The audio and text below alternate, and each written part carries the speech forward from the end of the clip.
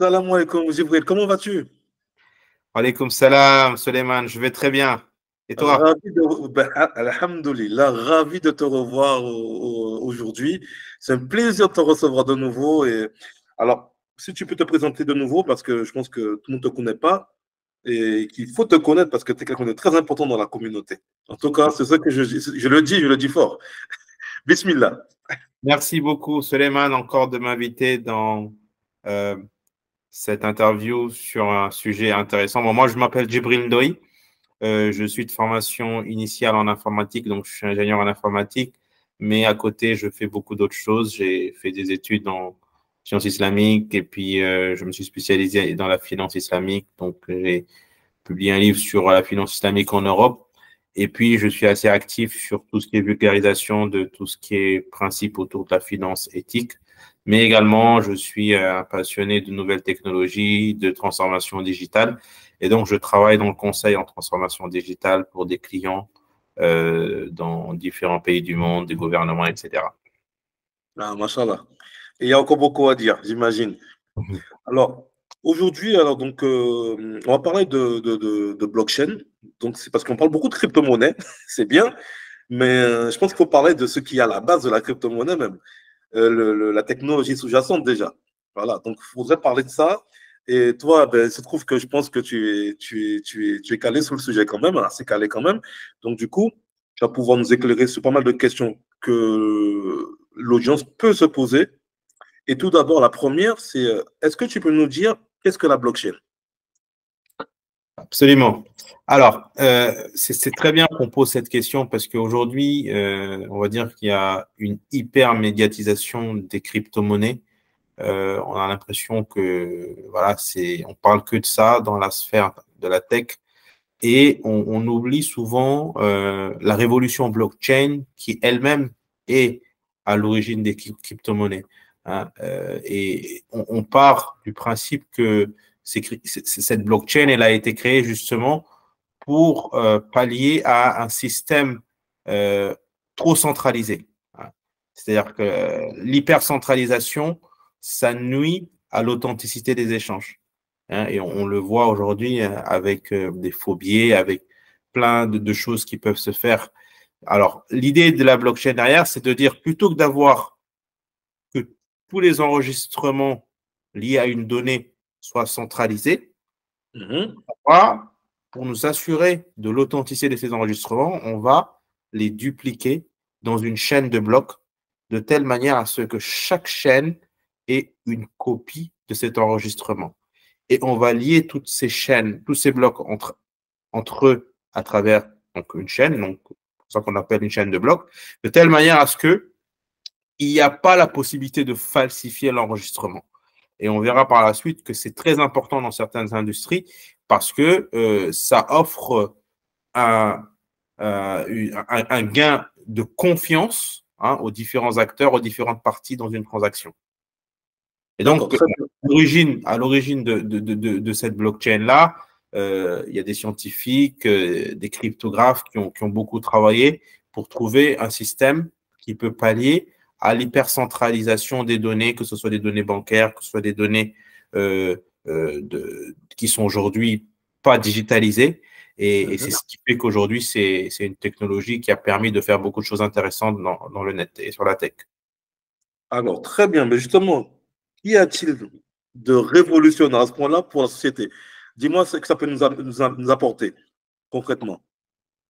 Oui, alors, je pense que ce que ça apporte, y a différents euh, intérêts, mais l'un des intérêts principaux, c'est le gain de temps et surtout la sécurité et l'authenticité des données. D'accord?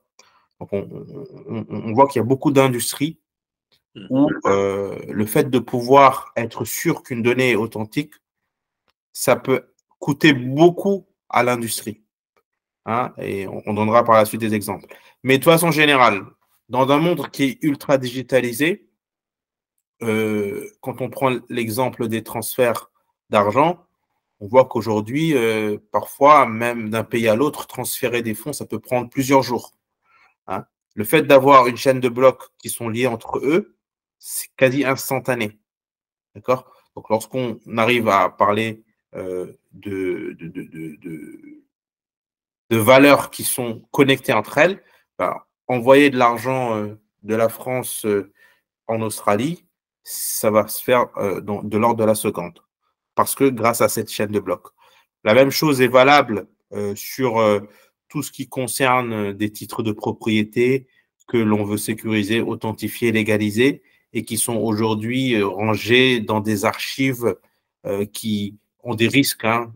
Je me rappelle dans certains pays aujourd'hui, lorsqu'on parle de certificat de naissance ou extrait d'acte de naissance, on voit dans des endroits et on nous dit ah ben ça s'est détérioré, le registre s'est détérioré et donc il n'y a plus possibilité d'avoir le registre de naissance d'une personne. Et ça crée des problèmes très graves hein, dans la société. Mais là, aujourd'hui, cette technologie qui est de dire, lorsqu'une personne naît, on sait qu'aujourd'hui elle est née, le registre, il est aujourd'hui enregistré, dupliqué, et il n'y a pas possibilité que ça se perde. Ça, c'est important. Ça peut même permettre d'éviter l'usurpation d'identité. Donc voilà, c'est un peu ce côté révolutionnaire. Maintenant, on parle souvent de blockchain dans l'industrie monétaire, d'accord? Mais ça va au-delà de ça, et on le verra. En gros, j'ai envie de dire, ce qu'il y a de très révolutionnaire, c'est que c'est une alternative au paiement classique, d'accord? Donc ça permet d'accélérer les transferts de fonds. C'est également ultra sécurisé parce qu'on est dans de la cryptographie, donc on parle souvent de crypto-monnaie, mais que ce soit la blockchain ou non, on est dans des systèmes ultra sécurisés avec des cryptogrammes, de la cryptographie. On a également un certain nombre d'éléments qui sont liés au fait que ce qu'on appelle l'Internet des valeurs. On parle beaucoup de l'Internet des valeurs, Internet of Value. C'est un terme qui aujourd'hui est très présent lorsqu'on parle de blockchain. C'est qu'aujourd'hui, lorsqu'une personne crée un actif qui a de la valeur, avec la blockchain, il a la possibilité d'en garder l'entière propriété et de ne pas de le faire voler. Ah, alors d'accord, c'est ce qu'on appelle du coup le Web3. Voilà, et bon, ça fait partie d'une des caractéristiques du Web3, mais de façon plus générale, c'est ce qu'ils appellent Internet of Value, c'est-à-dire que aujourd'hui, si un artiste crée un livre, il a la possibilité d'authentifier ce livre et qu'il ne sera pas dupliqué. Si un article crée une création littéraire, il a la possibilité, avec la blockchain, de pouvoir l'authentifier. Donc, ça n'existait pas avant. D'accord? Et tout ce qui risque de plagiat, etc., ça a créé beaucoup de problèmes. Donc, aujourd'hui, ce que va offrir cette infrastructure de blockchain pour beaucoup d'industries, c'est ce côté de la confiance et de pouvoir sécuriser les données et de s'assurer qu'elles sont authentiques, uniques et qu'elles ne seront pas volées ou falsifiées. Ah, j'ai beaucoup de questions, mais parce que je débattre sur des choses, mais on va aller dans le. On va faire comprendre à l'audience. Déjà, bon, abonnez-vous et surtout allez voir le livre de Djibril. Je mettrai tout dans les commentaires, c'est très important. Moi, j'ai commencé par son livre en tout cas. Donc, ce n'est pas un placement de produit ou quoi que ce soit, mais faut se renseigner sur la finance islamique. C'est important de se renseigner là-dessus, de comprendre tout ce qui est lié à cela. Parce que c'est souvent négligé. On fait beaucoup tout ce qui est adoration et encore des fois, mais il faut aussi tout ce qui est lié aux affaires, il faut regarder un petit peu qu'est-ce qui se passe. Alors, j'ai des questions qui viendront après, mais on va voir déjà la base des choses et le croustillant après, Inch'Allah, parce que j'aime bien piquer un petit peu sur tout ça. Alors, dis-moi concrètement, quels sont les différents domaines d'application en cours d'expérimentation dans le monde au niveau de tout ce qui est blockchain? Donc, le domaine qui est le plus répandu, et là, on ne parle pas de l'aspect éthique ou non éthique, c'est les crypto-monnaies. Donc, aujourd'hui, il y en a beaucoup, il y en a qui naissent, il y a des fondations de crypto-monnaies, des associations de crypto-monnaies qui naissent, et l'infrastructure sous-jacente, c'est la blockchain, d'accord? Et on verra par la suite que même aujourd'hui, les gouvernements essaient de lancer des monnaies numériques. Mais moi, je ne veux pas parler de ça aujourd'hui parce qu'il y a tellement de gens qui en ont parlé dans tes interviews et c'est très intéressant. Je pense que les gens qui nous écoutent en ont beaucoup appris grâce à ta chaîne sur les crypto-monnaies, sur qu'est-ce qui est licite, qu'est-ce qui n'est pas licite. Et donc, j'invite toutes les personnes qui nous écoutent à revoir un peu toutes les interviews que tu as pu faire avec d'autres personnes. Ce qui va nous intéresser là, c'est peut-être d'autres domaines que les gens ne connaissent pas encore assez. Il y a par exemple le domaine de la gestion de propriété, hein, donc le cadastre. Hein, que ce soit en Europe ou dans les pays du Sud, les pays d'Afrique, les pays d'Asie du Sud, les pays, il y a énormément de scandales d'expropriation ou bien de double vente de terrain. D'accord? Donc, dans un pays, il y a des gens qui viennent, qui, pour du jour au lendemain, apprennent que leur terrain a été vendu à une autre personne. Et eux, pourtant, ils ont le titre de propriété. Ils vont voir l'autre personne, elle va dire, ah ben moi aussi, j'ai le titre de propriété. Et ça, c'est des problèmes très difficiles à régler. Des personnes perdent des millions parce que leur terrain qui aurait pu vendre à 100 millions de francs CFA ou 100 millions de NERA, du jour au lendemain, a été vendu à une autre personne. Et ça, aujourd'hui, il n'y a pas moyen de le résoudre parce que tout simplement, le cadastre, il n'est pas digitalisé et il est dans des registres. Et aujourd'hui, n'importe qui peut falsifier un terrain, un papier. Ce que va offrir aujourd'hui la blockchain, et c'est expérimenté dans beaucoup de pays, c'est de digitaliser toutes les terres d'un pays de telle manière à ce que si demain une personne achète un terrain, aujourd'hui, ce terrain-là, il est dans la blockchain. On ne pourra pas venir demain voir une autre personne pour dire « Ah ben non, je te vends ce terrain-là alors que ce n'est pas son terrain. » Bon, on est encore loin de ça, mais il y a des pays qui le font. Dans le domaine, par exemple, aussi de la logistique, hein, quand il s'agit de recevoir dans des grands ports énormément de marchandises hein, et qui vont justement être échangées entre différents pays, entre différents partenaires, il y a souvent beaucoup de fraude qui se fait parce que il y a de nouveaux conteneurs qui viennent, des gens le prennent et ils amènent des papiers en disant que c'est le mien. L'idée de la blockchain, c'est aussi de digitaliser tout ça de telle manière à tout ce que ces conteneurs de marchandises qui ont énormément de valeur, ils soient dans une chaîne de blocs sécurisée de telle manière à que personne ne peut les falsifier. D'accord?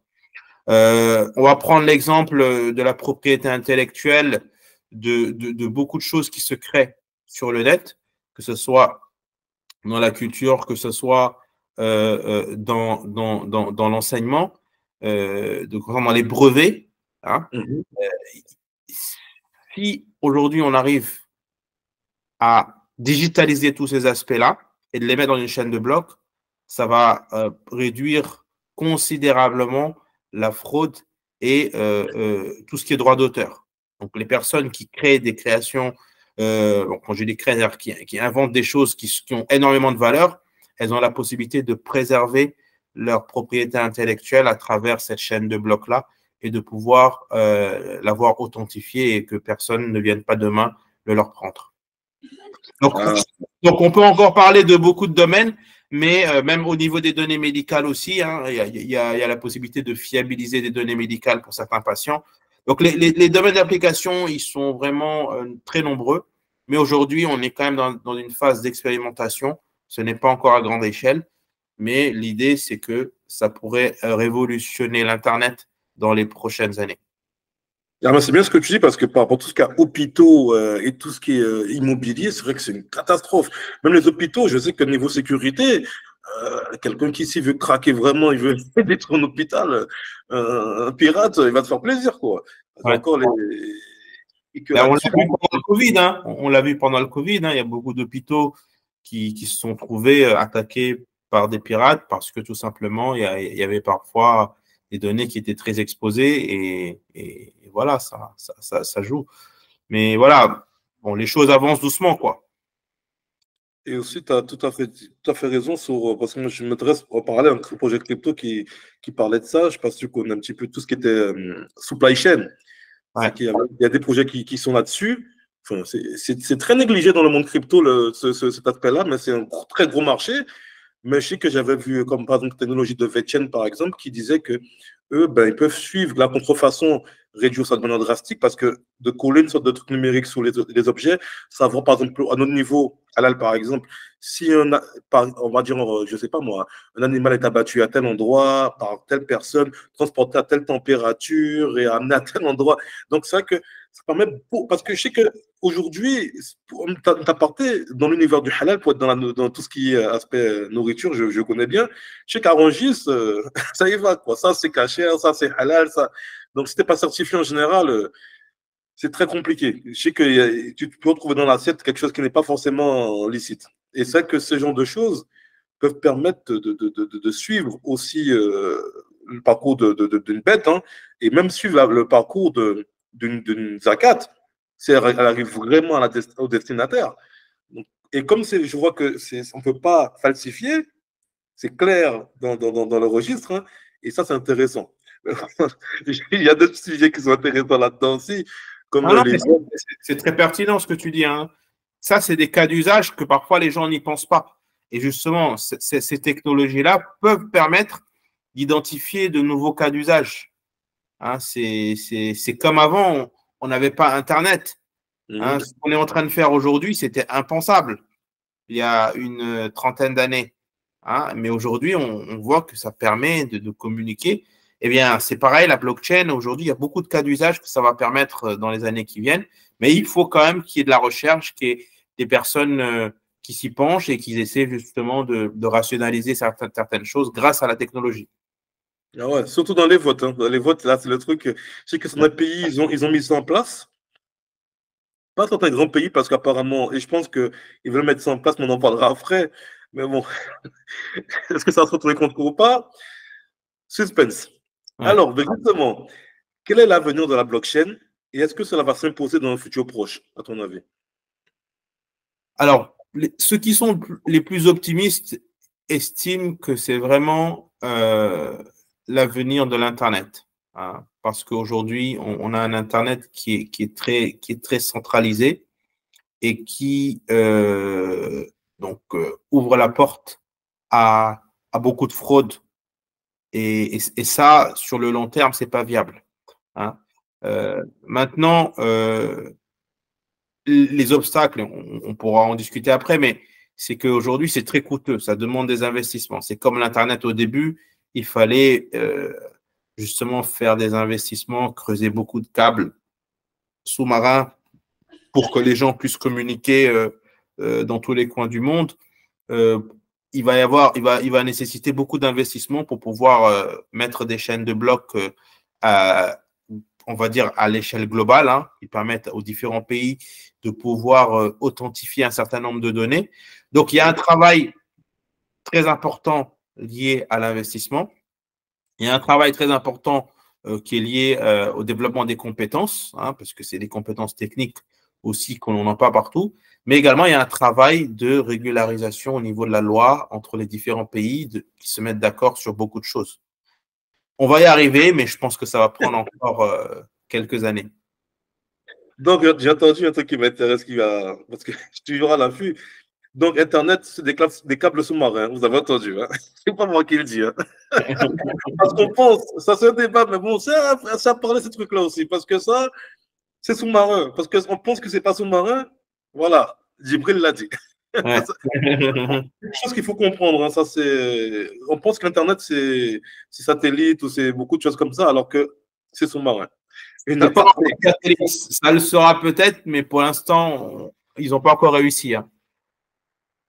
Mais la plupart des gens pensent que c'est pas sous-marin. Hein. Les gens ne se rendent pas compte. Hein. Ils pensent que c'est le satellite qui a un problème ou c'est un truc comme ça. Mais il y a des vérités qu'on apprend justement par ton expertise. Parce que ça, on ne le sait pas forcément. Ouais. Justement, un exemple de cas concret de la blockchain avec les crypto-monnaies. Est-ce que tu peux nous en parler un petit peu plus? Oui, alors, effectivement, on ne peut pas parler de blockchain sans parler de crypto-monnaie. Là où on parle souvent de crypto-monnaie sans parler de blockchain, donc ça c'est assez fréquent, les gens parlent de crypto-monnaie mais ils ne savent pas de quoi on parle lorsqu'on parle de blockchain, mais forcément, l'exemple le plus répandu de blockchain, ce sont les crypto-monnaies. Alors, ce sont des crypto-monnaies, notamment la plus connue, le Bitcoin, hein, qui a été lancé en 2008 et qui aujourd'hui reste encore une crypto-monnaie qui est très prisée, qui forcément, sur le plan éthique, est très controversée. Il y a très peu de savants musulmans qui estiment que c'est une crypto-monnaie licite. Mais de façon générale, aujourd'hui, l'infrastructure Bitcoin, elle est aujourd'hui très, très, très, très, très répandue. Et ça montre aussi que, indépendamment de l'aspect licite ou illicite, on peut faire des choses à l'échelle globale avec la blockchain. D'accord? Tout à fait. Les crypto-monnaies aujourd'hui, l'ampleur qu'elles ont prise à l'échelle mondiale montre qu'il est possible, sur d'autres domaines, de faire des choses similaires. D'accord? Et donc, c'est en cours, mais comme je disais tout à l'heure, ça va nécessiter encore beaucoup d'investissement. D'accord, ok. Je vois qu'on n'a pas de tous les aspects qu'on peut utiliser la blockchain dans tous les marchés. C'est vrai que la crypto-monnaie, c'est qu'une partie, quoi, en fait. Exactement. Est-ce que c'est exploité à 100%? Ben, pas forcément. Parce que même des boîtes, je vois, c'est pas toutes les boîtes qui ont leur propre blockchain. Et dans la blockchain, il y a encore plusieurs technologies. Donc, c'est quelque chose de. Et c'est vrai que de se recentrer sur la base des choses et d'en parler, c'est vrai qu'on n'en parle pas assez, c'est bien, tu vois. Ah, alors, c'est un truc intéressant. Et là, c'est. Alors, on parle aujourd'hui des CBDC, donc les centrales bank digital currency, donc les monnaies de banque centrale. Quels sont les enjeux? Alors, ça, c'est une question très intéressante. Et je pense que ce qu'il faut comprendre, c'est que les crypto-monnaies sont très controversées. Elles sont très controversées, d'une part, d'un point de vue éthique. Donc, si on prend justement la lecture religieuse des choses éthiques, on a beaucoup d'avis qui estiment qu'il n'y a pas justement d'autorité centrale et qu'elles ne peuvent pas être considérées comme une monnaie. D'accord? Mais elles sont également quasiment rejetées par beaucoup de gouvernements parce que là, on est en train de dire que on est en train de défier le système monétaire des pays, le système monétaire des unions. Et le bel exemple, c'est en 2000, alors ça va faire même pas, je crois que c'est en 2019 que Facebook a lancé Libra. Facebook, c'est quasiment 2 milliards d'utilisateurs. Donc, 2 milliards de personnes, on leur propose d'utiliser une nouvelle crypto pour faire leurs achats sur Internet. C'est quasiment un quart de la population mondiale, ou au moins un cinquième, qui va pouvoir avoir un système monétaire alternatif. Et ça, tous les gouvernements l'ont rejeté. Ils ont dit non.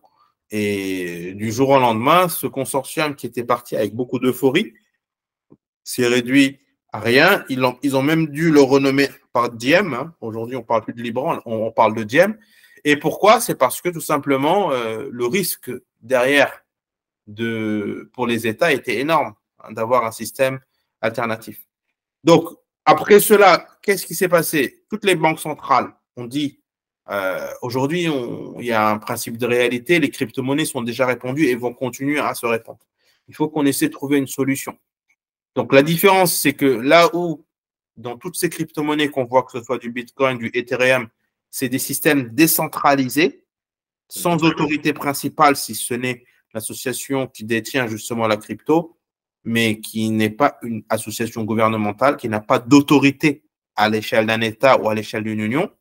Là, c'est quasiment la Banque centrale européenne ou bien la Réserve fédérale américaine qui disent, nous, on va explorer la possibilité d'avoir un euro digital, un euro numérique, ou d'avoir un dollar digital, un dollar numérique, pour pouvoir offrir aux citoyens cette alternative-là. Donc, ça va faire peut-être 5-6 ans que l'idée a été lancée. Et là, on annonce l'euro digital pour 2026, mais avec beaucoup de restrictions. D'accord? C'est-à-dire que l'Union européenne est beaucoup plus en avance que les États-Unis, on pourra le voir. Mais les restrictions, c'est qu'on ne pourra pas détenir des portefeuilles avec des milliers d'euros dedans, ce sera très réduit à des achats encore très du quotidien avec, je crois, une limite à 3 000 euros sur l'euro digital. Parce que ce qui va se passer, c'est qu'aujourd'hui, lorsqu'on paie avec notre carte bleue ou on paie avec notre Apple Pay ou avec notre Samsung Pay ou avec Google Pay, tout ça, c'est lié à un compte bancaire d'une banque commerciale. L'euro digital, ou en tout cas les monnaies des banques centrales, c'est que le citoyen va lui-même avoir un compte au niveau de la banque centrale. D'accord? Et donc, ce citoyen va avoir un compte avec un moyen de paiement directement. Donc, il n'y aura même pas de banque commerciale. Et ça va faciliter les paiements sur certaines transactions. Mais le pendant, c'est qu'ils estiment que cela va donner beaucoup de pouvoir aux banques centrales de voir ce que font les citoyens. Et donc, il y a un risque de violation de la vie privée. La vie privée. C'est de ça que je veux parler, moi. C'est ça qui m'intéresse dans ce sujet-là. Déjà, est-ce que par rapport à ça, les banques du coup commerciales, est-ce qu'elles vont disparaître ou pas? Est-ce qu'elles vont disparaître? Vu que ça sera directement lié aux banques centrales, c'est quoi l'avenir des banques traditionnelles? Alors, aujourd'hui, les banques traditionnelles, elles font quand même beaucoup de choses en dehors de la banque de détail. Et là, on parle de la banque de détail où le citoyen va pouvoir venir mettre son argent et faire ses courses avec sa carte. Sauf que les banques commerciales, elles font quand même beaucoup de financement. D'accord? D'accord. Donc, tout ce qui est achat de résidence principale, achat à la consommation, à toutes ces banques-là, c'est de là, en fait, qu'elles font pratiquement leur marge. Donc ce domaine-là, je pense que ce n'est pas du jour au lendemain que ça va être donné aux banques centrales. Les banques centrales n'ont pas cette compétence de faire des prêts directement aux particuliers. Donc, les banques commerciales ne vont pas disparaître du jour au lendemain. On espère qu'elles seront beaucoup plus éthiques dans l'avenir et qu'elles auront des moyens de financer l'économie de façon plus éthique. Mais c'est sûr qu'aujourd'hui, elles ne vont pas disparaître. Maintenant, la question, c'est est-ce que les banques centrales vont promouvoir l'utilisation de ces monnaies digitales centralisées? C'est une question qui reste en suspens parce que c'est plus politique. Il y a des pays comme, par exemple, le Salvador, qui ont aujourd'hui une monnaie digitale pour tout le pays. C'est un pays où tout marche avec la monnaie digitale. C'est l'un des rares pays au monde où ça a été fait. Et je crois également la République centrafricaine, mais c'est très controversé parce qu'il y a très peu de régulation et c'est compliqué. Mais pour répondre à ta question, non, je pense que les banques sont encore là. Maintenant, c'est surtout le rapport de force qui va être inversé entre les banques centrales, etc. D'accord. Du coup, l'espèce, ça va disparaître ou pas, au final? Non, je pense que c'est beaucoup trop tôt pour le dire. C'est-à-dire qu'aujourd'hui, il y a encore beaucoup trop d'étapes pour pouvoir digitaliser tout le système financier mondial. D'accord? Et je dirais même que dans certains pays, ça ne les arrange pas que tout soit digitalisé. Parce que l'économie, elle est encore très dans le secteur informel, qui utilise encore beaucoup de cash. Donc, dans certains pays, ça change doucement avec le mobile money. Mais aujourd'hui, il y a encore beaucoup de cash en circulation. D'accord? Donc, pour moi, l'espèce ne va pas disparaître du jour au lendemain. Mais progressivement, on va voir émerger la dématérialisation des paiements avec donc peut-être des monnaies un peu digitales comme l'euro digital. Mais aussi, l'une des difficultés, c'est que les pays n'avancent pas au même rythme. Même si tu prends l'Union européenne, les 27, ils ne vont pas pouvoir avancer au même rythme. Certains pays sont plus rapides que d'autres. Et donc, pouvoir permettre à tous ces pays d'utiliser du jour au lendemain une monnaie digitalisée et supprimer l'espèce dans tous ces pays, il va falloir se lever tôt, quoi. Parce J'ai que vu des pays qui sont même pas d'accord d'ailleurs. J'ai vu des pays qui ont déjà voté des lois contre la monnaie numérique. bah, je te dis, tu parles des pays, on C'est voit la que première. même Donald Trump est contre le dollar digital. Et aujourd'hui, il est à la porte du pouvoir. Donc c'est un sujet qui est très controversé. Et donc là, aujourd'hui, je pense qu'on est encore pour un moment dans l'espèce. Moi, j'ai l'impression, à mon avis, que c'est un test, en tout cas pour l'instant, parce que tout ce qui est blockchain, comme on a vu, c'est un peu, comment on dit, un peu immuable, c'est un peu traçable, c'est clair. Donc, on peut voir tout ce qui livre comme on peut le lire comme un livre, hein, donc on peut voir tout. Et je pense que il y en a beaucoup qui ont des, comment dire ça, ils ont des petits, des petites casquettes. Il y a des petits trucs qui restent, ils ont des passifs, pas très clairs. Bon, Donald Trump, je pense qu'il en a forcément, tu vois, et beaucoup de politiciens, ils en ont, et je pense qu'ils veulent peut-être purifier tout ça pour éviter, parce que si on met en place cette technologie blockchain aujourd'hui, je peux te dire qu'il y a beaucoup de gens qui tomberont. Ça, c'est clair, net et précis. Il y a des choses, C'est il y a des sûr. choses qui ne seront pas, qui seront. Et je pense que c'est une phase de test pour petit à petit ramener les choses, comment dire ça, vers l'euro numérique. Mais je pense que ça va prendre un certain temps. Ça va prendre un certain temps. Ça va être trop tôt si je m'abuse. Alors, moi, j'ai encore une question. Euh, Qu'en est-il des libertés? Parce que on parle d'euro numérique, mais j'ai entendu beaucoup parler aussi que si on regarde le cas de la Chine, hein, on n'a pas la liberté de, comment dire ça, on n'a pas la liberté de faire ce qu'on veut avec son argent. On peut être puni parce que ce n'est pas un bon citoyen. Je sais pas, on a brûlé un feu, on n'a pas été sage, on arrive en retard au travail, je sais rien, on n'est pas un bon citoyen. J'ai vu qu'ils étaient notés et que ben, certains n'ont pas le droit de voyager, par exemple, pendant tant de temps, ou de manger tel aliment. Je prends des exemples, hein, je vulgarise un petit peu. Mais pour dire que, c'est-à-dire que l'État, que du jour au lendemain, comme en Chine par exemple, rend même l'argent périssable. Et ça, c'est quelque chose de particulier quand même. Tu vois, c'est quelque Après, chose qui. la Chine, je pense que c'est un cas très particulier, hein. Je veux dire que la Chine, c'est un État qui a un contrôle assez strict sur ce que peut faire le citoyen. Donc, c'est forcément un État, c'est particulier, c'est la Chine. C'est aujourd'hui une des plus grandes puissances mondiales et ils ont une politique très, on va dire, stricte vis-à-vis de ce que peut faire le citoyen. Mais si on regarde d'autres unions comme l'Union européenne, les États-Unis.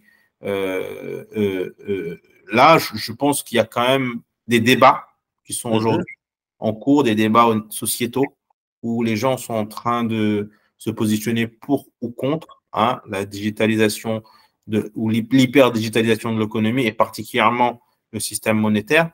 Et il y a des avis qui sont des avis très tranchés en disant que on n'en veut pas parce que c'est un moyen de mieux contrôler les citoyens, d'être beaucoup plus intrusif dans leur vie privée. Il y a d'autres avis qui disent que, au contraire, c'est le progrès, ça va nous permettre de gagner du temps, de réduire beaucoup les frais, parce que, quoi qu'on dise, hein, les banques se font beaucoup d'argent sur notre dos parce que c'est assez lucratif hein, ce que les citoyens paient comme frais dans les transactions. Donc, donc, comment réconcilier ces deux?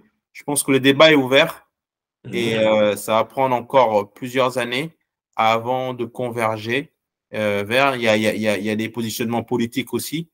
Donc voilà, pour moi, c'est ni blanc ni noir. Il va falloir trouver des compromis. Et après, c'est l'accélération de l'innovation qui va s'imposer, quoi. Donc, par contre, celui qui contrôle, parce que chez les blockchains, souvent, on parle de centralisation, décentralisation. Mhm. On va fréquenter des personnes qui sont dans tout ce qui est blockchain, vraiment, je sais que même dans la crypto-monnaie, surtout on prend le cas des crypto-monnaies, c'est ce que je connais un petit peu, je sais que décentralisé, il y a très peu de crypto-monnaies qui sont vraiment décentralisées. Parce que je sais qu'il y a des clés administrateurs. Et c'est ce que les gens ne savent pas, c'est qu'un projet, même un gouvernement peut prendre la main, peut dire, hein, forcer une société demain de donner ses clés administrateurs, de trouver la personne qui les détient et de prendre le contrôle d'une crypto-monnaie. Alors, je sais que Bitcoin, c'est vraiment le truc, c'est la loi, c'est le code, hein, c'est le truc, bon, ça roule tout seul, c'est très compliqué. On ne peut pas mettre la main dessus. Avec seulement, je sais que faut qu'il maîtrise 51% du hash rate, c'est ça, hein, pour pouvoir prendre la main dessus. Mais je sais que des crypto-monnaies, je peux prendre Ethereum, c'est un gars derrière, Solana, c'est une personne derrière, euh, plusieurs sociétés comme ça, c'est des gens qui sont derrière. Donc, souvent, j'entends décentralisation, mais il y a pas, on m'a fait comprendre qu'il n'y a rien de décentralisé. Enfin, le Bitcoin est c'est pour ça d'ailleurs que beaucoup de savants musulmans estiment que c'est pas licite parce que il n'y a pas une autorité. Cette personne-là qui détient les clés, elle n'a pas une autorité. Donc elle peut faire ce qu'elle veut du jour au lendemain. Et pourquoi il y a autant de cryptos qui s'écroulent du jour au lendemain? C'est parce que il n'y a pas d'autorité qui va préserver les gens. Et c'est cette dimension éthique-là aujourd'hui qui est dans une société. Quand on choisit une monnaie, c'est un consensus dans la société de dire, voilà, on va utiliser l'or, on va utiliser l'argent. Donc, c'est quelque chose de répandu. Mais si y a quelqu'un qui vient et qui dit, bon, maintenant, moi, je crée une monnaie, allez, voici ma monnaie, maintenant, chacun l'utilise. C'est ça. C'est ça. Et c'est ce qui se passe. C'est ce qui se passe dans la plupart des crypto-monnaies. C'est que c'est un groupe de gens qui viennent créer cette monnaie, il y a un buzz qui est fait, et on va dire, on va l'utiliser.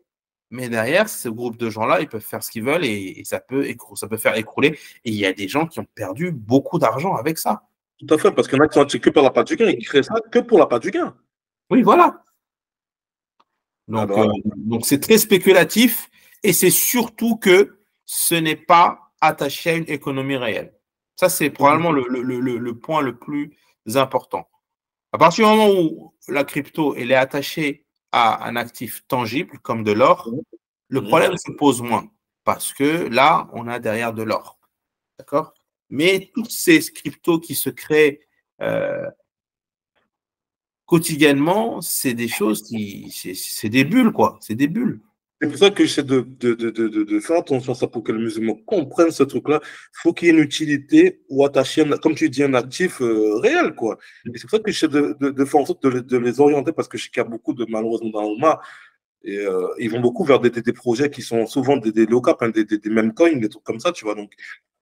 Donc, il faut comprendre ça. C'est que déjà, d'une, de décentraliser, attention, quand on dit décentraliser, beaucoup utilisent ce terme-là dans les projets crypto, même des gros projets. Non, non, non, non. Il y a des gens derrière et surtout qui ont des moyens de. Quand on voit le proof of stake, par exemple, parce qu'ils détiennent beaucoup de crypto-monnaies, ont pouvoir sur ce projet-là. Donc, c'est ça que j'aime bien mettre en garde des personnes et qu'il y en a très, très peu qui sont vraiment, réellement décentralisés. Je ne connais pas beaucoup, mais je sais que, par exemple, le Bitcoin, je sais que le Bitcoin, c'est vraiment réellement, on le prend souvent en exemple, c'est réellement décentralisé parce que là, on ne peut pas prendre la main dessus.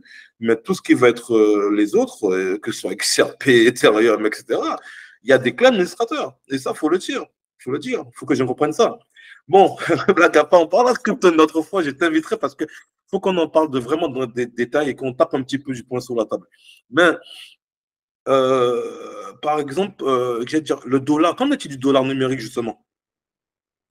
Alors, le dollar numérique, il est moins avancé en termes d'élaboration que l'euro numérique parce que, en fait, que ce soit l'euro numérique ou le dollar numérique, ce sont des monnaies qui ont été créées en réaction à la propagation des cryptos. D'accord? Donc, les États se sont dit, ouh là là, il faut qu'on essaie de contrôler tout ça parce que ça va dans tous les sens. On n'aura plus le contrôle de la monnaie. Il faut qu'on puisse proposer aux citoyens. Sauf qu'aux États-Unis, les gens sont très bancarisés. Aux États-Unis, j'imagine, il n'y a que moins de 5% de la population qui n'a pas de compte bancaire. Et 95% de la population est bancarisée, en tout cas les actifs. D'accord? Donc, la banque, ça fait partie du quotidien de tout le monde.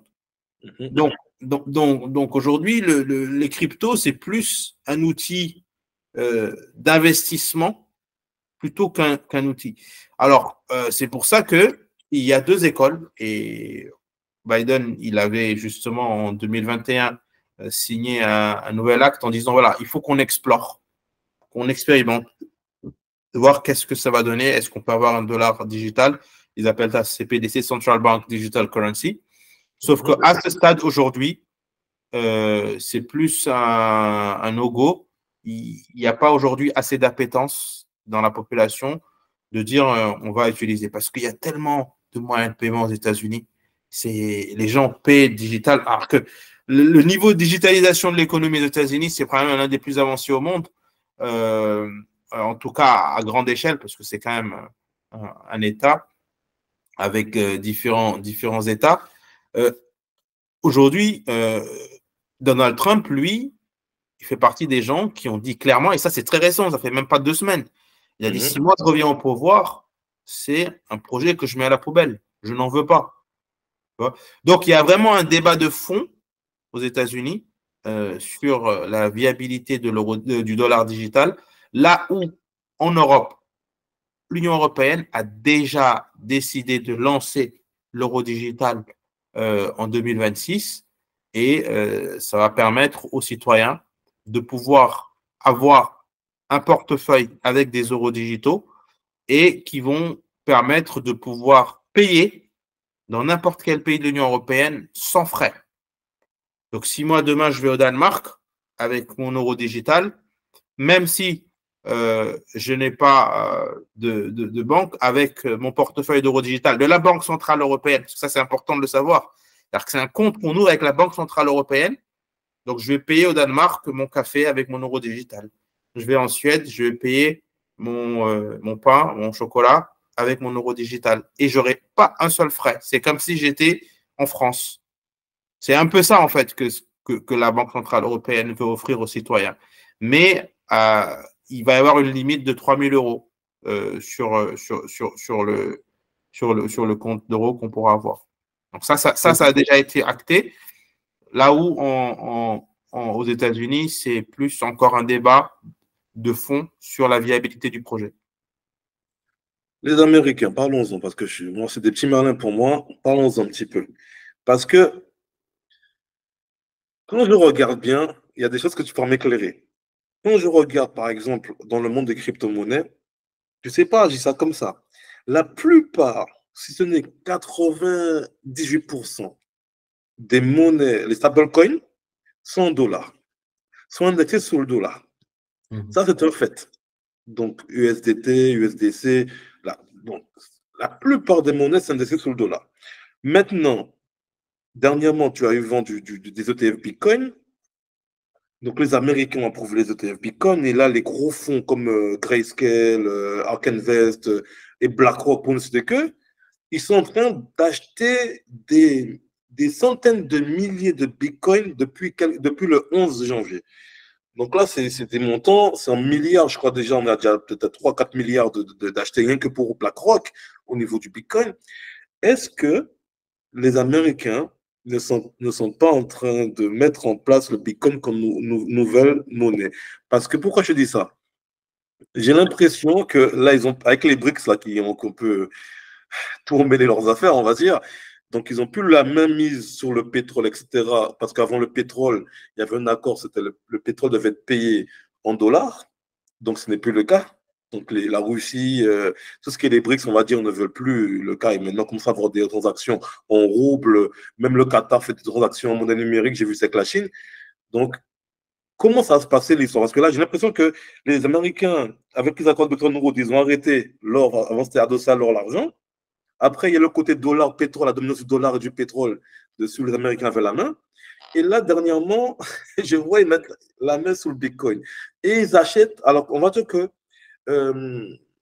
la demande est plus élevée que l'offre en ce moment au niveau du Bitcoin. Alors, est-ce que tu peux savoir, tu peux nous dire, est-ce qu'ils préparent quelque chose ou pas? Alors, en fait, le Bitcoin, il est quand même très, très spéculatif. D'accord? C'est-à-dire qu'entre l'instant où il a été introduit à des centaines de dollars à l'instant où il a atteint un pic de 60 000 $, le Bitcoin, c'est quand même un niveau de spéculation qu'on n'a jamais vu dans le passé. Ce qu'il faut voir, c'est que ces sociétés d'investissement, ces cabinets d'investissement comme BlackRock, Ark Invest, eux, leur modèle économique, c'est basé sur j'investis quand il n'y a pas, quand il y a un dip, d'accord? Donc, c'est-à-dire que voilà, le prix est très faible. Et quand ça monte, ils revendent et ils font des grosses marges. Donc, c'est vraiment de la spéculation. Tous ces investisseurs-là, ils n'achètent pas du Bitcoin parce qu'ils estiment que ça va être la monnaie de demain. Ils achètent du Bitcoin parce qu'ils ont derrière des actionnaires qui veulent recevoir des dividendes et que chaque année, ils ont des comptes à rendre et que donc, ils regardent au niveau de l'économie où est-ce que la spéculation elle est la plus intéressante, on le fait. Donc, pour moi, il y a un problème éthique de fond parce que, encore une fois, ce Bitcoin-là, il n'est pas basé sur une économie réelle. On est d'accord. Une monnaie ne peut pas, en quelques années, passer de même pas 10 dollars à 60 000 dollars. C'est complètement fou. C'est complètement fou. Donc, pour moi, ça, c'est le côté un peu avide de ces investisseurs-là qui n'ont rien à faire avec l'économie réelle. Ils se disent, nous, ce qu'on veut, c'est satisfaire nos actionnaires. Le Bitcoin, il a le vent en poupe. Les gens achètent, vendent. On va acheter, on stocke, on stocke, on stocke. Et quand le prix va remonter, on revend. Et ça, c'est pas éthique vis-à-vis du Bitcoin parce que c'est une monnaie qui aujourd'hui, on le sait, hein, elle n'a pas vraiment d'adossement actif réel. Maintenant, concernant le fait d'avoir une monnaie qui est gérée par l'État américain, qui est le dollar digital, comme je disais, c'est que les discussions sont toujours en cours. En fonction de l'issue de la présidentielle américaine de novembre, on saura l'année prochaine si le projet va être continué ou pas. Aujourd'hui, c'est encore plus dans une logique où les gens se disent on n'est pas convaincu que ça va nous servir à quelque chose. Parce que les gens aujourd'hui sont déjà très dans les paiements sans dématérialiser avec toutes ces applications de paiement qu'il y a encore. Ok, très bien. Non, mais c'est bien, c'est ça que tu veux savoir parce que on pose des questions. C'est vrai que je me dis, c'est bizarre. Ils sont en retard, mais j'ai l'impression qu'eux, ils sont jamais trop en retard. Tu vois, ils sont toujours. On pense qu'ils sont en retard, mais quand je vois, je me dis, attends, pourquoi il n'y a pas un euro, un stablecoin adossé à l'euro, ou je sais pas, quelque chose pareil. Je me dis, mais ça, je ne comprenais pas. Et je vois qu'il y a tout un dollar. Et ils se permettent de laisser une certaine liberté à ce genre de stablecoin. C'est une société américaine, bien entendu, forcément, qui brasse beaucoup d'argent.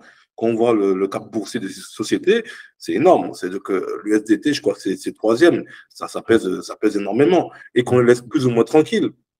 Et on voit que Binance s'est fait dépouiller, on peut dire comme ça. Ils ont pris le contrôle de Binance, qui en soi n'est pas absent de tout reproche, hein, parce qu'on pensait que c'était quelque chose de correct, alors qu'ils utilisaient l'argent des personnes qui investissaient dedans. Donc, on peut le voir que c'est un monde très dangereux. Et j'essaie de faire en sorte que les gens comprennent ça. Il y a des projets qui sont musulmans, qu'il faut suivre, qui proposent d'acheter des actifs réels, adossés à de l'or, je sais pas, des NFT. Maintenant, la tokenisation de l'immobilier aussi. J'y vois beaucoup de choses qui avancent. Il faut essayer de suivre le côté des projets un petit peu islamiques qui arrivent, qui sont sérieux et qui peuvent proposer des solutions avantageuses. Donc, quelle est la dimension éthique de toutes ces monnaies-là, Djibril? Alors, en fait, pour moi, quand on parle de monnaie, la dimension éthique, elle est avant tout dans l'équité. Hein. C'est-à-dire que lorsqu'on utilise une monnaie, c'est un moyen d'échange. Et que donc, il ne faut pas que cette monnaie-là, dans un échange, elle soit plus favorable à une partie que l'autre. Hein, lorsqu'on se rappelle un peu dans l'histoire, hein, au début, il y avait pas de monnaie. Donc, en fait, on faisait du troc. Hein. Donc, une personne, elle vient avec un article, elle lui dit, voici mon article, je te l'échange contre ton article et on est d'accord. Sauf que dans cette transaction-là, il faut que les gens négocient sur la valeur intrinsèque de chaque article pour voir est-ce que c'est équitable que lorsqu'on fait un troc de choses. D'accord? Ensuite, ils ont compris que c'était compliqué. finalement, on a pris les métaux. Donc, on a vu que l'or était vraiment un métal qui avait beaucoup de valeur. Donc, l'or est devenu la monnaie pendant plusieurs siècles. Hein. Et soudainement, je ne sais pas où est-ce que l'idée est venue, on a dû créer ces monnaies fiduciaires qui ne sont pas adossées à de l'or ou de l'argent. Parce qu'il faut le dire aussi ça. Parce que les gens, ils pensent que, tu sais que beaucoup de personnes pensent aujourd'hui que la monnaie fiat hein, est adossée à de l'or. Non, pas du Beaucoup de tout. personnes pensent que c'est du papier, mais beaucoup de personnes le pensent hein, encore aujourd'hui, alors que ça fait longtemps que c'est. Mais beaucoup le pensent. Hein. Non, c'est pas le cas. C'est pas le cas. Et il est là le problème. Il est là le problème. Étant donné que c'est pas adossé à l'or, on peut prêter autant qu'on veut juste en créant des papiers. C'est ça, il y a une dette énorme que les États accumulent, d'accord? Et toute l'économie, elle est basée sur une dette qui n'est pas attachée à une économie réelle, et ce qui fait que parfois, il y a des crises économiques qui font des ravages, quoi. D'accord? Mais pour revenir à la dimension éthique, pour moi, aujourd'hui, il y a un problème d'éthique dans le rapport que les États ont à leur monnaie. Je prends l'exemple qui me concerne le plus, c'est l'exemple aussi des États de l'Afrique de l'Ouest, qui étaient des anciennes colonies françaises, qui aujourd'hui ont leur monnaie qui est indexée sur l'euro et le franc français, d'accord? Et qui n'est pas indexée sur l'économie. Donc, ils sont encore dépendants de la monnaie européenne. D'accord? Donc, pour moi, ces monnaies, elles vont être vraiment éthiques si on met avant tout la dimension d'équité entre les différentes parties qui vont l'utiliser. Et ça, aujourd'hui, ça manque dans les échanges internationaux. D'accord? On en a beaucoup de pays qui sont lésés. On a aujourd'hui, mais bien que ce soit pas forcément éthique, c'est plus une question de rapport de force. Le jour où les pays pourront justement s'unir pour avoir un rapport de force pour contrer cette hégémonie, eh bien les choses pourront changer. D'où l'importance justement de pouvoir encourager la création de valeur à travers l'innovation, à travers la possibilité de former des gens, parce que au finish, c'est un peu ça qui joue. Mais qu'est-ce qu'on pourrait faire justement? Parce que on voit, à l'époque, il n'y a pas si longtemps que ça, hein, parce que maintenant ça devient compliqué pour les Américains, pour reprendre que l'exemple, hein, c'est que je sais que eux, par exemple, donc on savait que le pétrole était toujours payé en dollars, que les Américains avaient des dettes, hein, ont toujours des grosses dettes, des dettes énormes. Mais à l'époque, surtout, les Américains payaient leurs dettes en dollars. Ça veut dire que eux, ils avaient qu'imprimer et te donner, c'était réglé. Donc, c'était ça comme je dis, rapport de force, c'est que à différentes échelles, tout le monde se fait avoir. Bon, à l'époque, sauf les Américains, mais c'est vrai que là, maintenant, vu qu'ils ont un problème au niveau du pétrole et compagnie, ils ont le contre-coup de tout ça. Ouais. Donc, maintenant, quelle solution peut amener pour que ces choses-là, peut-être avec la blockchain, hein, ces choses-là changent au niveau Est-ce qu'il y a des solutions aujourd'hui qu'on peut. En fait, pourquoi aujourd'hui le dollar s'est imposé comme une des principales monnaies d'échange et qui fait qu'aussi l'économie américaine est très puissante, c'est parce qu'aussi il y a beaucoup plus d'innovation. Parce qu'en fait, c'est une question de balance commerciale. Les Américains, ils vendent plus au monde. Et donc, pour acheter aux Américains, il faut du dollar. Et donc, le dollar, il faut le trouver. D'accord? Donc, c'est ça. Le jour où il y aura plus d'innovation dans d'autres pays, peut-être que ce rapport de force pourra être inversé et qu'on pourra trouver une monnaie commune qui soit à l'échelle du rapport de force entre les pays. Mais aujourd'hui, pourquoi le dollar est aussi central dans l'économie mondiale? C'est que quoi qu'on dise, hein, les Américains, ils ont quand même tiré l'économie mondiale vers le haut avec beaucoup d'innovation. Aussi, aujourd'hui, il suffit juste de regarder les 10 plus grandes sociétés en capitalisation boursière. On en a 5 ou 6 ou 7 qui sont américaines. C'est vrai. Je te parle d'Apple, je te parle de Google, je te parle de Facebook, je te parle de Microsoft. Je m'arrête là, Tout simplement. tout simplement. Et Donc, Amazon. hein, Et Amazon. Amazon. Ne pas oublier. Et Amazon. Donc, Il y a que ça. rien que c'est ça, on les appelle les GAFA. Hein, donc, Ouais. les GAFAM même, tu rajoutes Microsoft. Donc, ce que je veux dire, c'est que tu prends ces GAFAM-là, ben, ils tirent l'économie mondiale vers le haut. Et donc, c'est ce qui fait que le dollar aujourd'hui est encore central. Et c'est cette culture justement d'innovation qu'il faut que les pays s'inspirent pour que leurs économies soient beaucoup plus autonomes et que derrière, qu'ils aient des choses à vendre qui vont donner de l'intérêt aux gens à leur monnaie. D'accord. Très Il n'y a bien. pas de secret, hein, c'est comme ça que ça marche, hein, l'économie. Hein. Ah non, mais c'est très clair, c'est tout à fait éclairci ma lanterne, c'est tout à fait normal. Il Ouais. faut leur accorder cela, c'est vrai, Ouais. c'est une réalité. Ouais. Est-ce que, du coup, est-ce que tu peux me dire les obstacles donc, potentiels au développement de la blockchain? Parce que je pense que forcément, il doit y en avoir. Oui, alors, c'est un peu comme ce qui s'est passé au début avec l'Internet. C'est que pour que l'Internet puisse être accessible dans tous les pays du monde, il a fallu creuser des câbles, il a fallu faire beaucoup d'investissements. Hein, Mhm.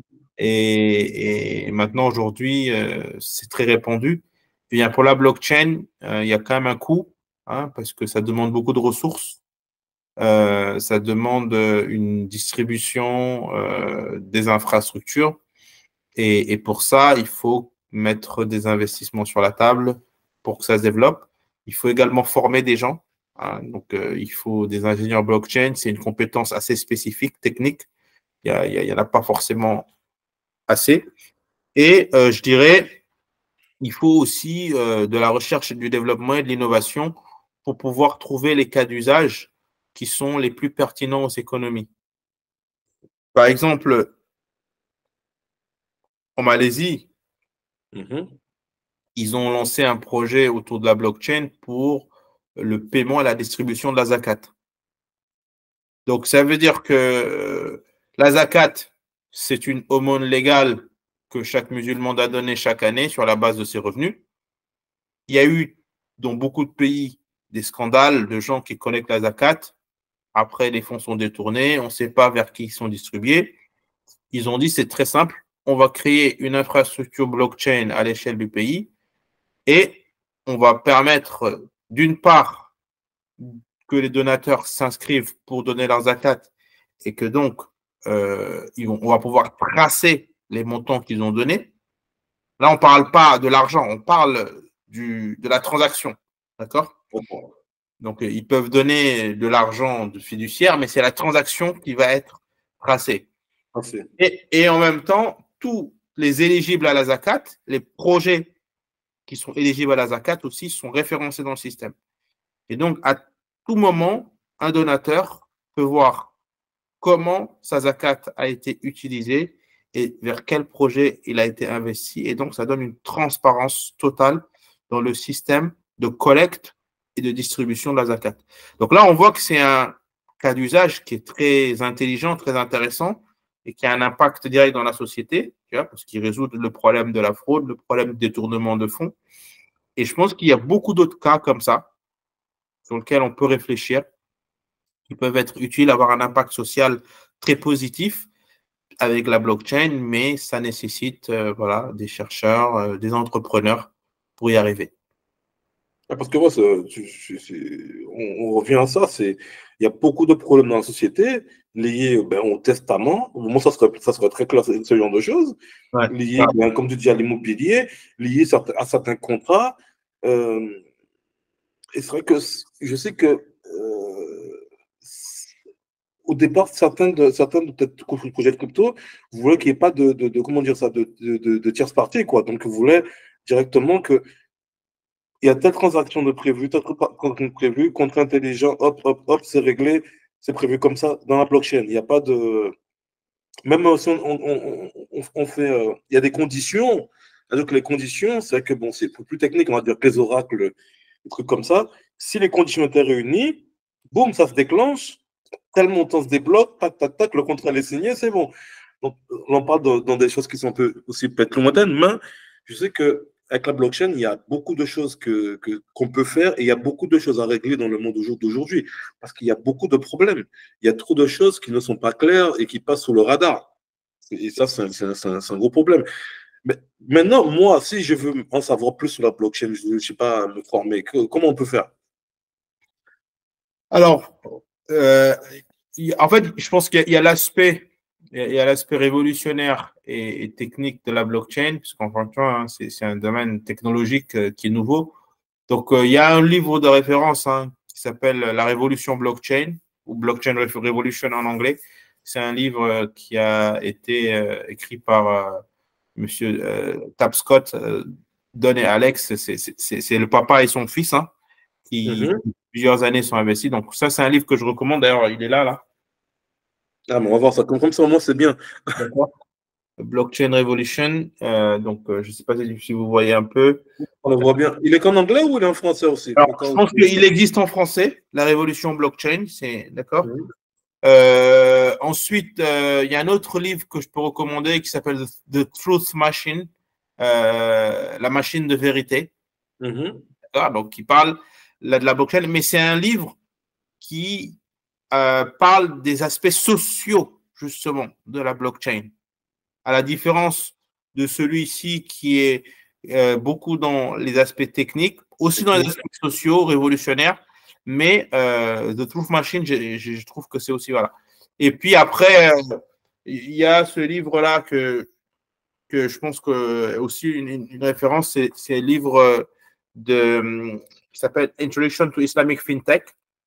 Ah, intéressant. D'accord. Je ne sais pas si tu l'as déjà lu, Non. du Non, non. Mufti Faraz Ahmad. Donc, Adam, il a vraiment, on va dire, couvert un peu tous ces aspects de blockchain, mais aussi au niveau des fintech, comment ça marche. Voilà. Après, Donc, tu voilà. me les enverras, je mettrai dans la description, justement. Comme ça, les personnes Ouais. ils pourront l'acheter. Ils sont disponibles sur Amazon, je pense. Oui, oui, oui, ils sont disponibles sur Amazon, oui. Est-ce que moi, je t'ai coupé? Tu voulais dire quelque chose? Oui, je disais que après, voilà, je pense que si on veut vraiment juste un primer, c'est-à-dire une vidéo courte, il y a énormément de ressources sur YouTube de vidéos qui expliquent qu'est-ce que c'est que la blockchain, ses domaines d'application. Donc, c'est pas ce qui manque. Il y a des cours beaucoup plus structurés hein, dans la plupart des plateformes d'éducation en ligne, comme Coursera, comme Udemy, etc. Donc, pour les personnes qui veulent aussi aller plus loin. Et il y a la possibilité pour les gens qui sont dans la tech ou qui veulent se reconvertir de passer des certificats blockchain. Parce que il y a toute une nouvelle législation aussi qui va naître avec la blockchain. On parle des smart contracts, donc Mhm. des contrats de partie à partie qui vont expliquer en gros comment va fonctionner une plateforme de blockchain. Et ça, ça nécessite aussi des compétences juridiques. Donc c'est un domaine aussi qui va exploser sur le plan juridique. Il va y avoir plus en plus de nouveaux cas qu'il va falloir clarifier. Et je pense qu'il y a beaucoup d'opportunités pour les gens qui veulent faire carrière dedans, quoi. Et pour D'accord. les Donc, gens qui écoutent aussi, pourquoi pas. d'accord. Ben, c'est bon. Ben, parfait. La blockchain, c'est quelque chose c'est un métier d'avenir. Alors, ben, je sais qu'il y a beaucoup de personnes qui se lancent là-dedans. Oui, C'est vrai qu'il n'y a pas si longtemps, il n'y avait rien. C'était oui, un peu des gens qui se forment un tout petit peu, un tout petit peu, un tout petit peu. Et là, c'est vrai que depuis quelque temps, il y a quelques certifications de consultants blockchain, etc., etc. Et ces personnes-là, ben, trouvent du boulot et voilà. Je pense que c'est ton cas d'ailleurs. oui, oui, oui, oui, oui. De toute façon, Tu es là-dedans, toi, de toute façon, c'est ça. ouais, enfin, moi, je suis dans la tech en général, dans la transformation digitale, et la blockchain en fait partie, mais beaucoup dans tout ce qui est processus et intelligence artificielle. Ah oui, d'accord. Ben, d'accord. On parle d'un sujet quoi, qui a le vent en poupe depuis quelques temps. Et apparemment, ça va être ça n'arrête pas d'évoluer. Donc, IA et blockchain, Ouais, ça marche plutôt bien. ouais, ça marche bien, ouais. C'est l'avenir. Ok, ben, en tout cas, ben, tu as répondu à la question des bouquins en général. Et la dernière question, c'est est-ce que tu as un mot à dire là-dessus pour l'audience qui nous écoute. Hein. Alors oui, je pense que le mot que j'ai à dire, c'est un mot important, c'est vraiment l'entrepreneuriat, l'innovation, la création de valeur. Euh, Quand l'Internet a commencé dans le début des années 2000, c'était quelque chose de très nouveau pour beaucoup de gens. On était tous dans une phase euphorique, mais on se rend compte que les choses se sont accélérées à une vitesse qui font que Amazon, une boîte a été créée en 1994, donc ça va faire 30 ans maintenant, elle Ah est oui. devenue aujourd'hui l'une des plus grandes boîtes du monde, mais grâce à l'innovation, grâce à, au fait qu'ils ont essayé de répondre aux besoins des citoyens avec l'innovation. Et moi, je pense qu'aujourd'hui, on est dans ce cas. Avec la blockchain, il y a beaucoup de choses qui peuvent être faites. Et dans un cadre éthique, on peut innover. Et donc, j'encourage toutes les personnes qui ont cette fibre entrepreneuriale, cette fibre de la tech, de s'intéresser, de voir comment tout ça peut donner du sens à beaucoup de choses dans la société et résoudre beaucoup de problèmes. Donc, ton courage, plus à le côté à entreprendre alors là-dedans. Oui, voilà, c'est ça. Ah, ben d'accord. Ben voilà, vous avez entendu, c'est toujours quelque chose qu'on parle sur cette chaîne. Hein. De toute façon, c'est faut entreprendre. Hein. Même si vous avez déjà un boulot, à côté, il faut faire quelque chose. Ça pas tout dans le cadre de l'économie, des finances. Il faut toujours aussi diversifier ses sources de revenus, c'est très important. Et si c'est un domaine qui vous intéresse, faire toujours ce qu'on aime. Parce que si vous êtes quelqu'un qui aime la nouvelle technologie, etc., intéressez-vous-en. C'est quelque chose qui va toucher pas mal de choses. C'est qu'il y a encore comment dire ça, c'est tout neuf. Donc, on a loupé pour beaucoup ce qu'était la révolution Internet. Et bien, là, il y a une nouvelle technologie qui arrive, donc qui est le Web3. Hein. On a pu le voir avec tous ces trucs au début, avec l'histoire des NFT. Bon, on va dire que les NFT, c'est un pavé dans la mare, parce qu'il y a NFT et NFT. Il y a NFT qui ne sert à rien et NFT utile. Donc, c'est vrai que maintenant, ce qui marche bien, c'est les NFT utilitaires. Donc, c'est quelque chose, je ne sais pas moi, qui peut être. Vous avez un NFT d'une société, je ne sais pas, qui vous donne des avantages. Je vais prendre Air France, j'en sais rien, qui vous permet de voyager moins cher ou d'avoir des places première classe, des choses comme ça. Donc, ou d'avoir des clubs privés. Bon, il y a beaucoup de choses comme ça qu'il faut peut-être voilà, regarder, s'intéresser à ça et afin de les comprendre et de ne pas être dépassé par les événements. Parce que là, on passe vraiment sur autre chose. Et au niveau de la blockchain, ce n'est pas comme le Web 2, c'est vraiment. C'est pour moi, c'est quelque chose de beaucoup plus large. Donc, il faudra suivre le truc. Bon, on va essayer d'inviter Djibril de nouveau. Hein, donc, toujours, il faut liker, il faut toujours. Parce que je pense que l'aspect crypto-monnaie, il faut toujours en parler. Même si j'aime pas inviter beaucoup de personnes, j'aime beaucoup avoir des visions différentes, des visions. Parce que certaines visions font d'autres visions. Et c'est que Djibril a sa propre vision des choses. Il faut aussi voir tout ça et comprendre les choses. Comme ça, vous faites un avis.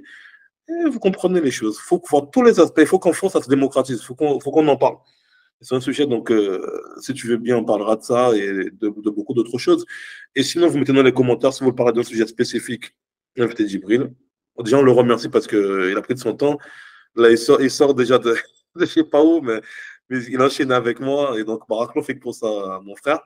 Et merci pour ta disponibilité Merci pour. beaucoup, Suleiman, et encore merci pour tout le travail que tu fais de vulgarisation. Je pense que c'est très important, c'est très profitable. Il faut continuer et varier les sujets. Je pense que c'est important et encore un grand merci pour l'invitation. Ok, Baraklo fait. Bon, ben, je te souhaite une bonne soirée et on se dit à bientôt, Inch'Allah. À bientôt, Inch'Allah. Baraklo fait. Djibril.